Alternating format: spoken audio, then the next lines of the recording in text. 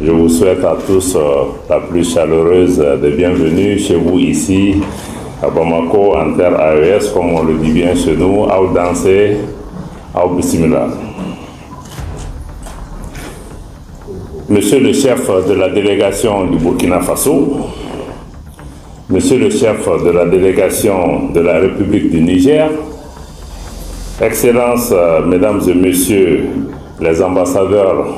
du Burkina Faso, du Mali et du Niger, Mesdames et Messieurs les hauts fonctionnaires de la Confédération des États du Sahel, distingués invités, Mesdames et Messieurs.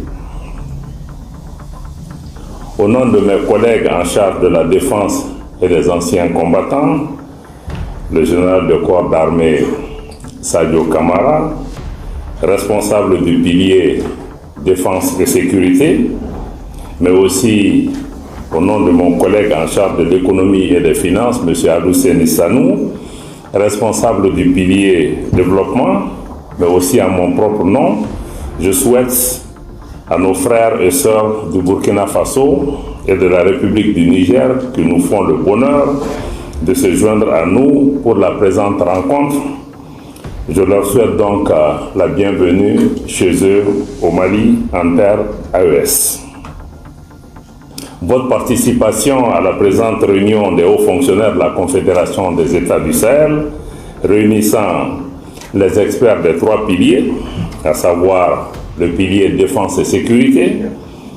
le pilier diplomatie et le pilier développement, donc est la manifestation de la vision de leurs excellences, le capitaine Ibrahim Traoré, président du Faso, chef de l'État, le général d'armée Assimi Goïta, président de la transition, chef de l'État, président de la Confédération des États du Sahel, et le général d'armée Abdourahmane Tchani, président de la République du Niger, chef de l'État. En effet, le 6 juillet 2024, nos chefs d'État ont créé la Confédération des États du Sahel, AES. Cette confédération, bâtie sur les succès indéniables de l'Alliance des États du Sahel, incarne les valeurs de fraternité, de solidarité, d'amitié, mais aussi de complémentarité qui unissent nos pays et qui soudent davantage nos populations au point de ne faire à terme qu'un seul et même peuple, le peuple AES, le peuple AES fier, le peuple AES debout, le peuple AES qui prend son destin en main comme l'évoque notre hymne confédéral. Durant sa jeune expérience de vie, la Confédération des États du Sahel a su s'imposer comme une réalité géopolitique qui compte et avec laquelle il faut compter tant au Sahel que dans la région de l'Afrique de l'Ouest, en Afrique plus largement et même au-delà. La Confédération des États du Sahel a su opérer un changement de paradigme irréversible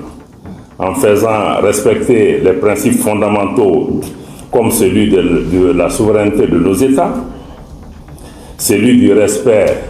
de nos choix stratégiques comme de nos choix de partenaires, et celui du respect et de la prise en compte pleine et entière des intérêts de la population AES en toutes circonstances. Cet exercice qui se poursuit au quotidien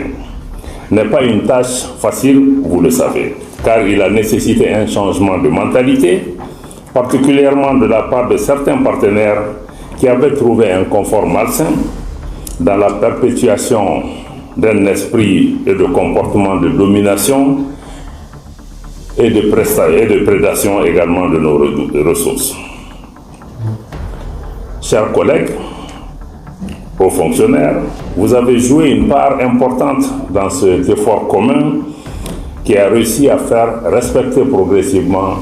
notre organisation, nos pays, notre confédération du moins, nos pays et nos peuples. En effet, peu de choses auraient été possibles sans la pacification progressive et toujours en cours de l'espace AES, grâce d'abord aux actions conjointes de nos forces armées et de sécurité, y compris la mutualisation de leurs moyens, toute chose qui a permis des victoires tangibles sur le terrain contre les groupes armés terroristes soutenus par leurs sponsors étatiques étrangers. Cette volonté de défense collective atteindra bientôt un autre niveau qualitatif avec la pleine opérationnalisation de la force unifiée de la Confédération des États du Sahel. Dans le même ordre d'idées, la Confédération parle désormais d'une seule voix. Mieux, elle parle de plus en plus d'une seule voix, une voix forte. Lors des forats internationaux, tant nous avons réussi ensemble à faire de l'harmonisation et de la coordination de nos positions, notre action diplomatique aujourd'hui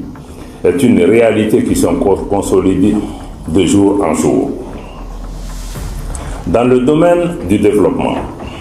des pas de géant ont été franchis pendant ce court laps de temps. Je voudrais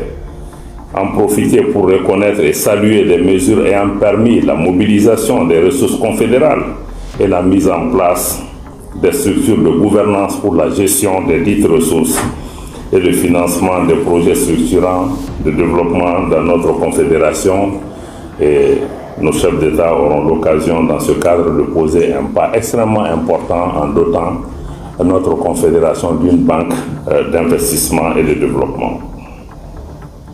Pendant que les trois piliers réalisent les objectifs qui leur ont été assignés par le Collège des chefs d'État, la communication transversale, mais aussi la mobilisation confédérale ont également œuvré à donner une image et une incarnation de la Confédération des États du Sahel, notamment à travers des identifiants visuels, à travers également un logo, un drapeau, une devise et un hymne de la Confédération. Mieux, aujourd'hui, les populations de la Confédération des États du Sahel sont pleinement conscients et engagés pour contrer aussi l'autre front de la communication qui est la guerre informationnelle qui est imposée à nos pays et contre laquelle, fort heureusement, nos populations ont compris les enjeux. Ils ne laissent plus manipuler. Mieux, nos États aussi se dotent de moyens pour pouvoir nous-mêmes conter notre histoire, partager notre vision, donner notre propre version de nos informations, parler à nos populations dans nos langues, partager l'ambition, la vision de nos chefs d'État et faire en sorte que nous puissions nous réapproprier encore cet espace qui est extrêmement important aujourd'hui, qui est celui de la guerre cognitive, comme nous le disons, parce que nous sommes passés à une autre phase, nous ne sommes pas dans la communication, même la désinformation, c'est la guerre cognitive. Et la guerre cognitive, comme nous le savons tous, vise aujourd'hui à prendre le contrôle du mental et de l'esprit de nos populations pour pouvoir éventuellement en faire des armes qu'on va retourner contre nos propres pays. Je crois que ça, c'est une dimension extrêmement importante que nous sommes en train de travailler aujourd'hui à pouvoir contrer.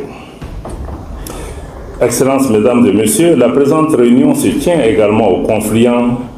d'actes importants qui ont été posés depuis le mois de juillet 2024, date fondatrice de notre confédération. Nous avons collectivement la responsabilité d'évaluer sans complaisance et bien au contraire avec toute la rigueur nécessaire le chemin parcouru, les défis à rencontrer, les éventuelles insuffisances à prendre en charge dans le cadre de la feuille de route tracée par le Collège des chefs d'État et de gouvernement. Je le rappelle encore une fois, la feuille de route sur laquelle nous travaillons n'est pas la feuille de route de la présidence malienne, mais il s'agit de la feuille de route adoptée par le Collège des chefs d'État. Donc c'est une œuvre collective. Le Mali aura fait sa petite partition dedans. D'autres pays prendront le train pour pouvoir l'amener à d'autres horizons, mais il s'agit d'une œuvre collective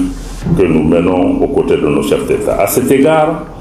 vous aurez 4 jours durant à examiner le projet de rapport qui a été élaboré à cet effet, ainsi que le projet de rapport relatif aux discussions entre la Confédération des États du Sahel et la CEDEAO, dialogue qui doit se faire dans le cadre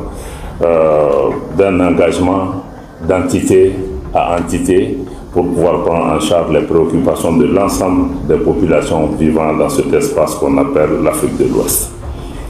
Ce temps vous sera également nécessaire pour examiner les projets d'instruments juridiques relatifs à la poursuite de l'opérationnalisation de la Confédération AES.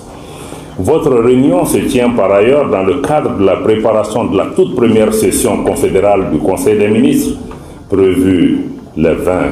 et 21 décembre 2025, comme nous le savons.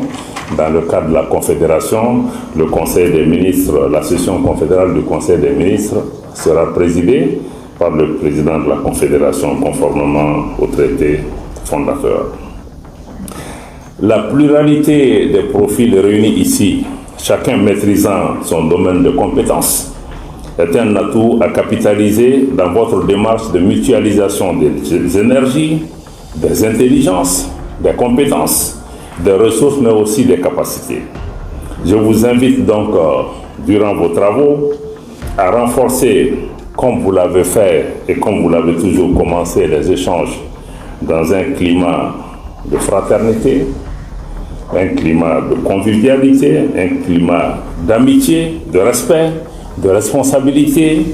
et de collégialité, j'allais pouvoir ajouter, conformément à l'esprit de solidarité qui anime la Confédération des États du Sahel. Nous sommes certes 3 pays, mais nous constituons un seul peuple, nous constituons une seule équipe, et nous travaillons pour pouvoir gagner en équipe. Donc, dans notre confédération, il n'est pas question que l'un joue contre l'autre parce que c'est la même équipe. Donc, on a des différents talents,